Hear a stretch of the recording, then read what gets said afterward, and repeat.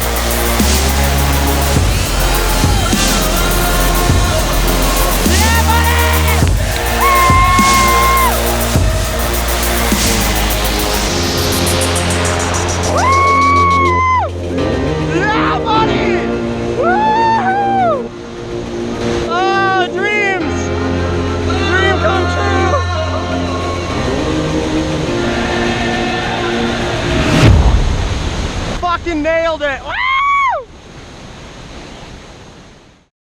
Seriously, just editing this, it makes my palms sweat, my armpits sweat now, I stink. It was one of the craziest things I've ever seen, and the intensity of it comes rushing back to me as I recount it. So, first of all, Sahalie Falls is just an incredible place.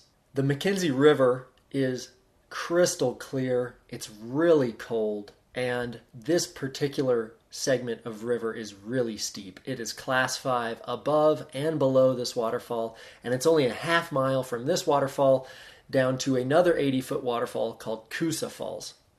I used to guide whitewater raft tours downstream of here, and I've been to Sahalie Falls dozens of times. It's my favorite waterfall on the planet. It was more than 4 years ago that I went there and set up a highline there for the first time, and it was just incredible.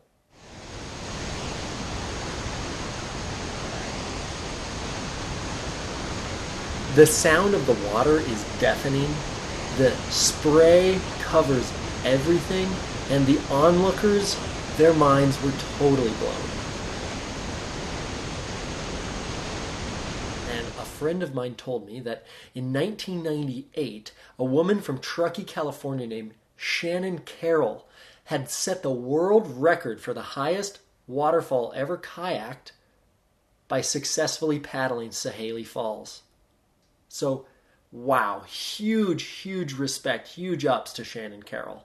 So I knew it was possible, and I imagined it every time I was there.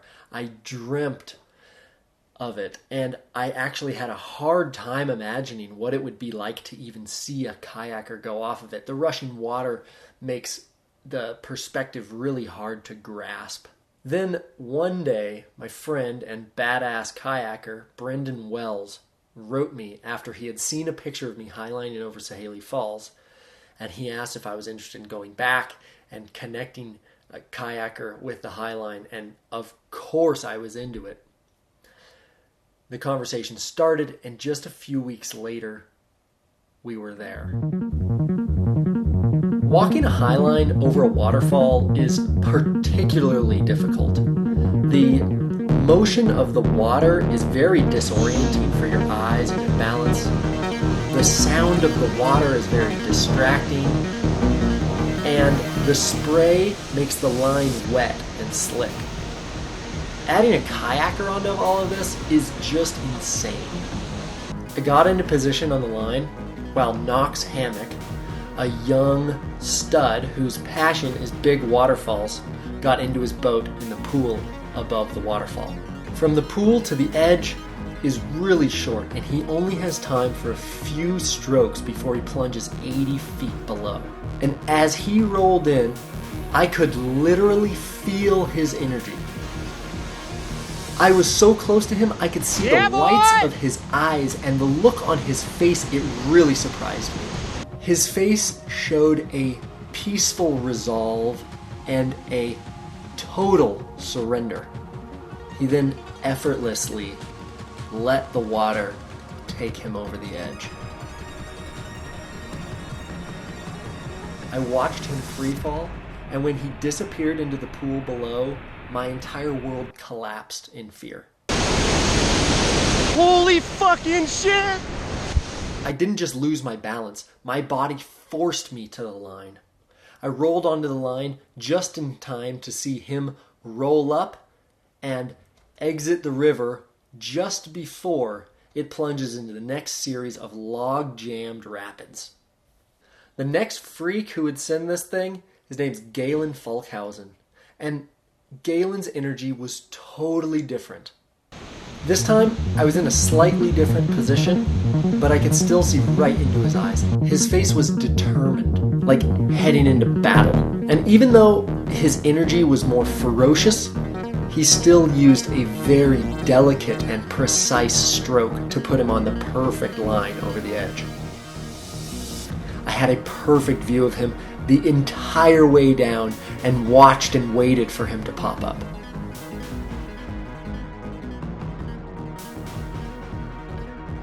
But you have to understand, I'm perfectly safe on the line.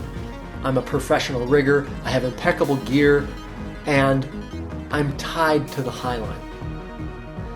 While at the same time, these kayakers are in about as dangerous of a situation as sports get people into. It's a situation of complete and total commitment, and the consequences are so heavy if anything goes wrong. When Galen got out of his boat at the bottom and looked back up at me still standing on the line, my excitement poured over.